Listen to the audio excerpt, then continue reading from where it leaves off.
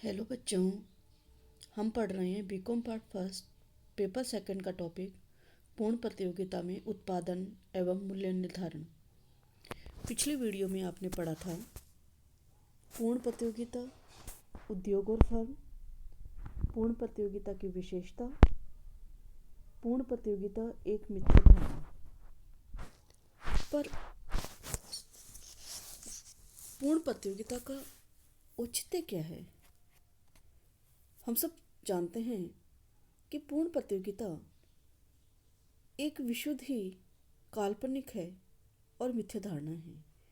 फिर भी अनेक कारणों से बाजार की इस आदर्श स्थिति का अध्ययन करना आवश्यक हो जाता है। यह वास्तविक अर्थव्यवस्था के जटिल कार्य कारण को समझाने में सहायक सिद्ध होती है, क्योंकि हम पहले आर्थिक जीवन की सरल प्रक्रिया को आधार मानकर जटिलताओं को आसानी से समझने का प्रयास करते हैं। साथ ही यह हमें व्यवहारिक जीवन में पाई जाने वाली अपूर्णताओं की मात्रा को ज्ञात करने में मापदंड उपलब्ध कराती है।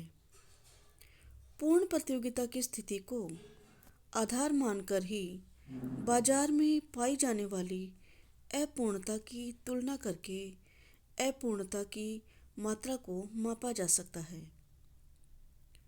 पूर्ण प्रतियोगिता की धारणा हमें यह बताने में सहायक होती है कि व्यवहार में पूर्ण प्रतियोगिता से कम दशा क्यों होती है। पूर्ण प्रतियोगिता में तो उत्पादक या विक्रेताओं को केवल सामान्य लाभ की प्राप्ति होती है, जबकि प्रत्येक उत्पादक या विक्रेता अधिक लाभ उपार्जन करने के लिए वस्तु विभेद, समझौते, संधियां, पूर्ति पर नियंत्रण, व्यवसाय के आकार का विस्तार आदि काम करता है। विज्ञापन, विपणन कला, प्रदर्शन आदि की से वह सामान्य से अधिक लाभ कमाने की प्रवृत्ति उत्पन्न करता है। यानी पूर्ण प्रतियोगिता के अंदर हम जिन तथ्यों का अध्ययन करते हैं, उनके आधार पर ही हम वास्तव में बाजार में क्या दशा है उसका अध्ययन करने में सहायक होते हैं। पूर्ण प्रतियोगिता में हम सब पूर्णता की बात करते हैं कि बहुत सारे विक्रेता होंगे, बहुत सारे क्रेता होंगे। यहाँ हम यह भी देखते हैं कि पूर्ण प्रतियोगिता के अंदर फर्म और उद्योग दोनों के अंदर अलग अलग साम्य होते हैं। पूर्ण प्रतियोगिता के अंदर यह माना जाता है कि एक व्यक्तिगत फर्म या विक्रेता संपूर्ण बाजार की पूर्ति में एक सूक्ष्म भाग ही उपलब्ध करवाता है। अतः कोई भी व्यक्तिगत फर्म या व्यक्तिगत विक्रेता बाजार के मूल्य को प्रभावित नहीं कर सकता। बाजार में मूल्य का निर्धारण सभी फर्मों के द्वारा की जाने वाली सामूहिक पूर्ति तथा संपूर्ण बाजार की मांग का पारस्परिक शक्तियों के साम्य से होता है। यहाँ सभी व्यक्तिगत फर्में मिलकर उद्योग कहलाती है। यानी कि बाजार में जितनी भी सारी फर्में हैं, उन सारी फर्मों को मिलाकर के उद्योग का दर्जा दिया जाता है। बाजार में मूल्य का निर्धारण उद्योग की जितनी वस्तुएं हैं उनके कुल पूर्ति तथा बाजार की कुल मांग की शक्तियों के साम्य से ऐसे बिंदु पर होता है जहां पर वस्तु की पूर्ति एवं मांग बराबर होती है। इससे यह स्पष्ट होता है कि वस्तु के मूल्य का निर्धारण उद्योग द्वारा होता है। व्यक्तिगत फर्में या व्यक्तिगत विक्रेता मूल्य के ग्रहणकर्ता होते हैं, वे मूल्य का निर्धारण नहीं करते हैं। यानी उद्योग मूल्य का निर्धारण करती हैं और फर्में मूल्य को लेती हैं, उस मूल्य को ग्रहण करती हैं। व्यक्तिगत फर्में इस उद्योग द्वारा निर्धारित मूल्य पर केवल उत्पादन की मात्रा का समायोजन करता होती हैं। व्यक्तिगत फर्म की अपनी कोई मूल्य नीति नहीं होती है, वह उद्योग द्वारा निर्धारित मूल्य को ही स्वीकार करती है।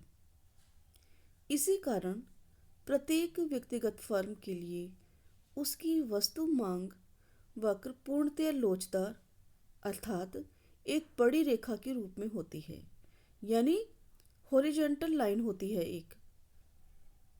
प्रत्येक व्यक्तिगत फर्म उद्योग द्वारा निर्धारित मूल्य पर वस्तु की जितनी मात्रा चाहे बेच सकती है, पर वह मूल्य को प्रभावित नहीं करती, क्योंकि फर्म का कुल पूर्ति में बहुत ही नगण्य भाग होता है। वह फर्म प्रचलित मूल्य से अधिक कीमत पर अपनी वस्तु को बेचने में पूर्णतः असमर्थ होगी, और अगर प्रचलित मूल्य से कम मूल्य पर बेचती है तो भी बाजार मूल्य पर प्रभाव नहीं पड़ेगा, क्योंकि पूर्ति में उसका बहुत कम भाग होता है।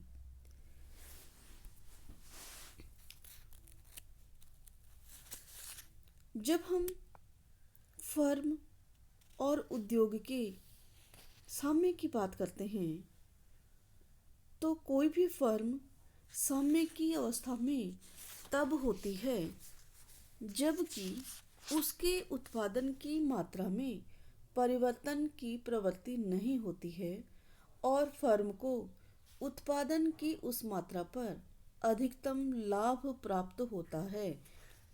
यानी कोई भी फर्म साम्य की अवस्था में तब होती है जबकि उसके उत्पादन की मात्रा में परिवर्तन की प्रवृत्ति नहीं होती है और फर्म को उत्पादन की उस मात्रा में अधिकतम लाभ प्राप्त हो रहा हो।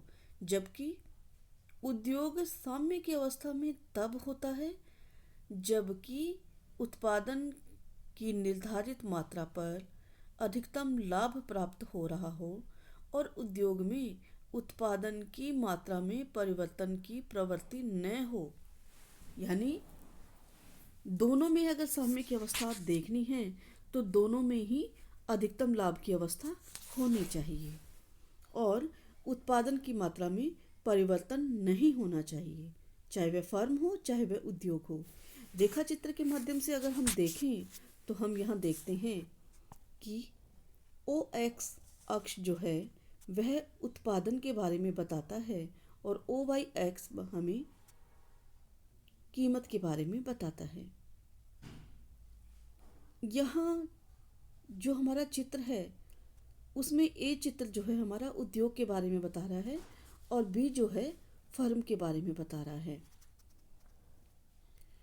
A में उद्योग की कुल मांग और कुल पूर्ति की शक्तियों से उस बिंदु पर मूल्य का निर्धारण होता है जहाँ पर कुल मांग और पूर्ति बराबर होती है।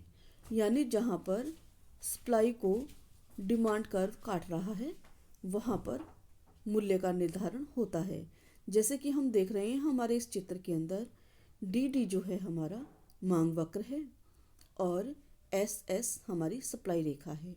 जब DD से हम DD1 की ओर नीचे की ओर प्रस्थान करते हैं, नीचे की ओर गिरते हैं सप्लाई रेखा पर, तो यहाँ पर कीमतें भी कम हो जाती है।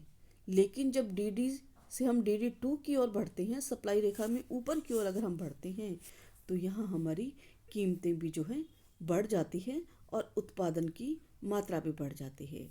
यानी कि जब मांग वक्र DD2 हो जाता है तो पूर्ति भी बढ़ाई जाती है और कुल मात्रा, मांग और पूर्ति के मूल्य का निर्धारण जो है वह भी बढ़ जाता है, यानी मूल्य भी बढ़ जाता है। और यदि हम DD1 की ओर आते हैं तो हमारा उत्पादन, यानी कि उत्पादन कम किया जाता है, पूर्ति को कम करने का प्रयास किया जाता है और मूल्य भी कम हो जाता है। यानी जहाँ भी मांग वक्र और पूर्ति वक्र आपस में कटते हैं, मिलते हैं, वह हमारा साम्य का बिंदु होगा और इसी साम्य के बिंदु पर कीमत का निर्धारण होगा और पूर्ति की जो उत्पादन की मात्रा है उसका निर्धारण होगा। लेकिन चूंकि यहाँ हम कह रहे हैं कि फर्म स्वयं मूल्य का निर्धारण नहीं करती है, वह उद्योग द्वारा दी गई कीमत पे अपने माल की बिक्री करती है। तो यहाँ चित्र के अनुसार हम देखते हैं कि बी चित्र जो है हमारा, वहाँ पर जो मूल्य है वह एक बड़ी रेखा के रूप में दिखाया जा रहा है। P0, P1, P2 ये कीमत किसके द्वारा दी गई है? उद्योग के द्वारा दी गई है। और यहाँ पर व्यक्तिगत फर्मों के लिए वस्तु का मांग वक्र पूर्णतया लोचदार होता है। यानी फर्म द्वारा जो कीमत निर्धारित की गई है उसी कीमत पर आप चाहे जितनी मात्रा बेच सकते हैं, उत्पादित कर सकते हैं और बेच सकते हैं। यहाँ पर जो दी गई कीमत है उसमें एवरेज रिटर्न और मार्जिनल रिटर्न दोनों क्या है, रेवेन्यू जो हमारी है बराबर होती है। इस प्रकार किसी उद्योग विशेष की अविभाज्य इकाई जो है वह फर्म होती है और मूल्य का निर्धारण उद्योग द्वारा किया जाता है, जबकि उत्पादन की मात्रा कितना करे, कौन सी फर्म करे, इसका निर्धारण फर्म द्वारा किया जाता है। लेकिन हमें यहाँ क्या देखना है, जो हमारी एवरेज रेवेन्यू है या रिटर्न है हमारा और मार्जिनल रेवेन्यू है वह बराबर होनी चाहिए। जब सीमांत लागत और सीमांत आगम हमारी बराबर होती है तो व्यक्तिगत फर्म को एक दिए गए मूल्य पर अधिकतम लाभ प्राप्त होता है। दो कंडीशन पूरी होनी चाहिए। उत्पादन कितना भी करें फर्म के ऊपर डिपेंड करता है, लेकिन फर्म को ये ध्यान रखना है कि सीमांत लागत और सीमांत आगम जो है बराबर होनी चाहिए।